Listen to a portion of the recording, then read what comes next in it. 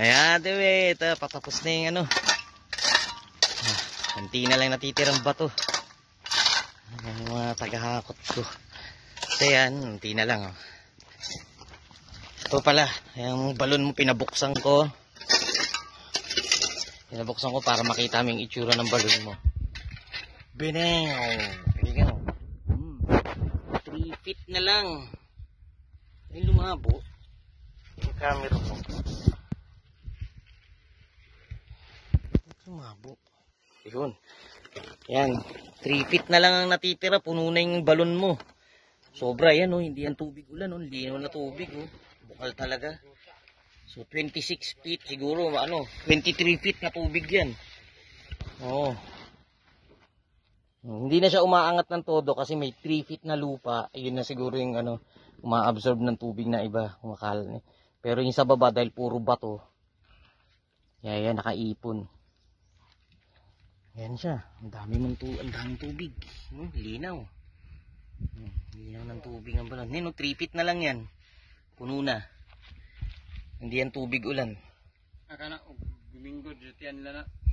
Ay, wala sila makina ng patuyok, kabo-kabo. Oo, kaya hindi may generator, magdadala sila ng makina na maliit eh. Para suyok ng tubig. Sayang yung tubig na yan, no? Sayang yan. Oo. Wala tayong baril. Sundan na. Ayan. Pasara na lang uli ngayon ha? Yung balon ha? Ha? Pasara. Pasara na lang uli. Medyo ko lang. Ayan, pahinga muna sila. Yun muna mo. Papalipat ko yan dito banda. Ayun, wala uli. As usual, Sabado, wala na naman yung karpintero mo. Diba? Baka sa Lunes na sila babalik. Baka sa Lunes, makapag-pile sila dito.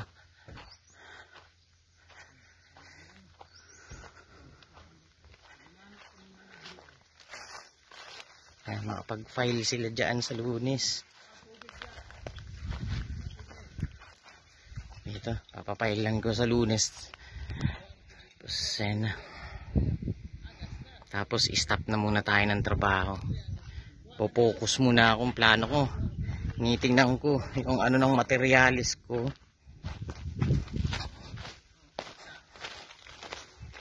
Kakapusin ako pag nagpapalitada.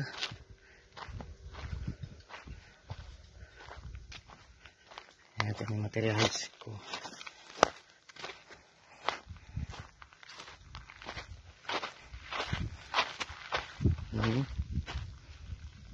Paggamit ko na lang yan sa flooring.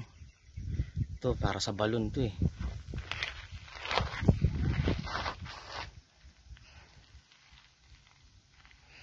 So ayun na muna ang update. Naman trabaho. Pagkatapos ng sa karpintero, stop na, hindi na sila ang kukunin ko. Kaya mo nang nalugi tayo ng 5,000. Isa man ganito, no? Pahinto-hinto na trabaho. Bagay, hindi naman tayo nagmamadali. Di ba? December pa naman ang